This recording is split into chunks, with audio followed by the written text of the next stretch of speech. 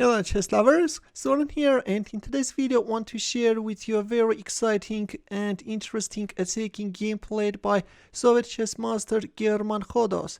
His opponent is Lithuanian chess master Vladas Mikenas, and this game is from 1964 URS Championship semifinal, which took place in Minsk. Khodos opened up with d4, to which Mikenas answered with knight f6, c4 e6, knight c3 bishop b4. Nimzo-Indian defense is on the board, takes, black castled kingside f3, preparing to establish this massive pawn center, and instead of acting against d8, for example, instead of going for d5, we have c5 continuation by Mikenas, which by the way is also a theory. D6, B6 are among popular alternatives. In the game we have C5, E4, Knight H5, threatening Queen H4 check. That's why White acted against that idea. Bishop E3 is an alternative, by the way. But G3 is something which later allows White to support the advance of White pawns, you know. G3, F5. D5 could heat up the center further, but in the game we have F5. Probably d5 is even better because later white pawn will occupy that square. There comes e5, b6, f4, bishop b7, and d5. Look, the way Mikenas is playing is very strange, you know. Being the founder of Mikenas system in Benoni defense, knowing how dangerous pawns can be, I'm very surprised that he's allowing this ferocious pawn push. G6 by Mikenas, bishop g2, d6, knight f3. We have a very nice pawn formation, right? D takes e5, f takes e5, e takes d5, and a very strong move by Khodos. Knight g5. Knight e6 is now the threat. Black neutralized it, also attacked white pawn, but here white castled kingside and sacrificed the pawn. Yeah, very strong move. I really like this castling.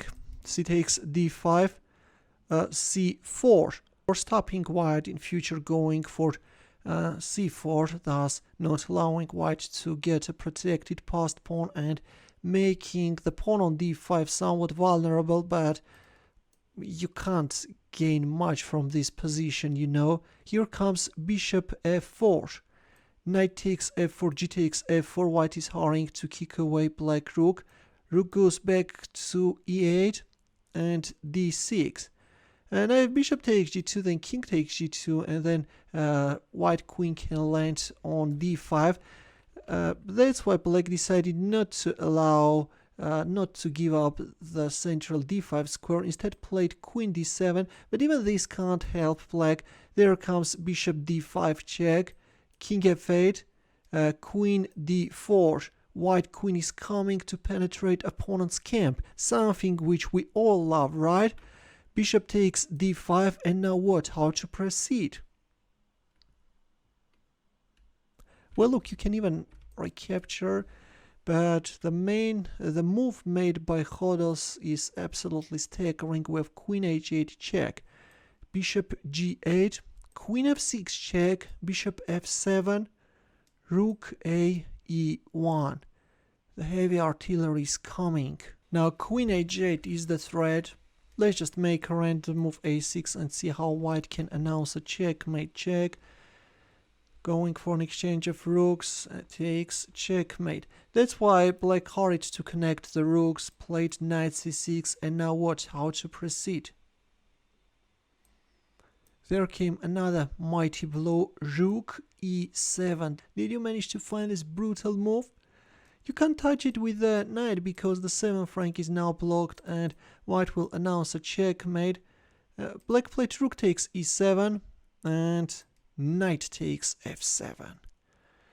The knight is untouchable because this time a checkmate will appear on the board from h8 square.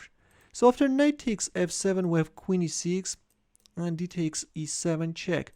Queen takes e7, queen takes c6, queen e8, queen d5. White is a piece up, and the rest is a matter of technique. Let's take a quick look how white finished up his opponent.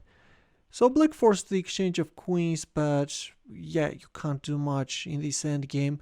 White is a piece up. Now this pawn will also fall victim. Enough is enough. Black resigned. A very nice attacking game by German Khodos, which I am sure you enjoyed a lot. In the end, a chess puzzle for you where the task is to win with the white pieces. As usual, we'll wait for your answer in the comment section.